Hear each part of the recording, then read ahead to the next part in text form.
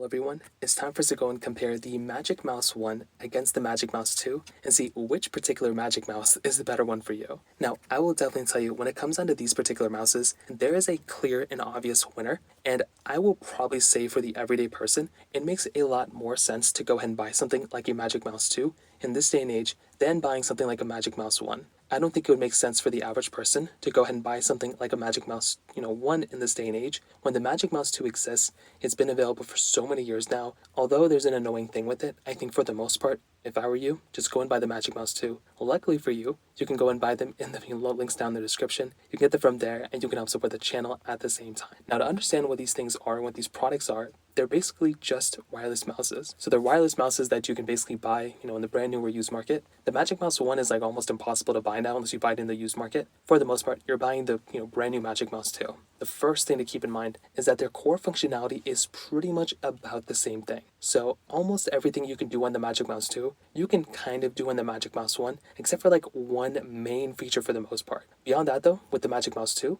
and the Magic Mouse 1, lots and lots of overlap here, and like I said before, there's not really like insane amounts of differences between these two when it kind of comes down to it. However, on the exterior, on the top side, you're basically getting the same exact type of glass slab on the very top. So it's this glass layout. It allows you to go ahead and it's like a standard glass. It's like a multi-touch trackpad at the very top. So you can go through and scroll through things. And when I say multi-touch, I mean you can like scroll and things like that. It's not like you can zoom in by like zooming into the top like a trackpad. Not quite the case, but it's still very good for the most part. You can go through and scroll through things, and you can even like double tap the top to like quickly zoom in and zoom out of different Apple apps and different products like that. So that's another really cool thing going on here too with this particular application, or within any application you're going to be using for these mouses in. Beyond that though, like I said before, nothing else super crazy. And if you're looking at the top, you probably won't be able to tell these massive differences between the two. On the sides, almost the exact same thing as well. You're basically getting the same exact type of sides. It's kind of like this like top tier, like smooth layout at the very top, and it kind of curves. So that is something I actually like a lot about both of them.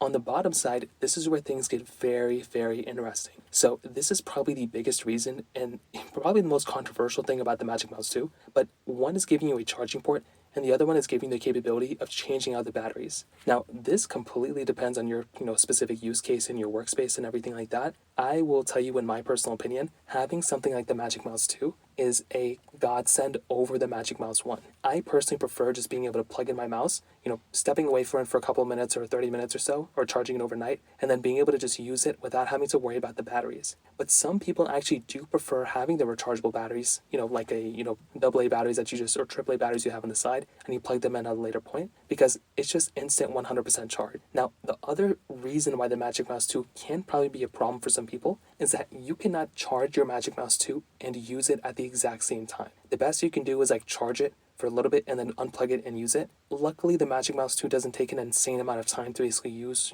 like it doesn't take an insane amount of time to charge it. Like the battery inside of it isn't massive, but it's still kind of an annoying thing to have to constantly go through, charge up the, mouse, and then just like use it, because you can't use it while you're charging it. Unlike the trackpads, unlike the keyboards, this is probably the most annoying thing going on for the Magic Mouse 2, but it doesn't take a long time to charge. And like I said, if you can go and temporarily use another mouse or something like that for a little bit of time, that might be a decent idea. But beyond that, even between both, like with the Magic Mouse 1 and Magic Mouse 2, like I said, I would say there's like a 90% overlap. I personally just prefer having the rechargeable battery, but you can also get rechargeable batteries of the AAA or AA batteries, plug them into your particular Magic Mouse 1, and still have a good time. The only other thing though I can think of is that over time, these both are Bluetooth mouses, so they're going to function, the same. But I do feel like with the Magic Mouse 1, because it came out such a long time ago, the hardware within those mouses and like the components can kind of fry over time. And even, unless you're buying like a brand new Magic Mouse 1, which is very hard to find, you're probably going to have a better time if you just buy a used Magic Mouse 2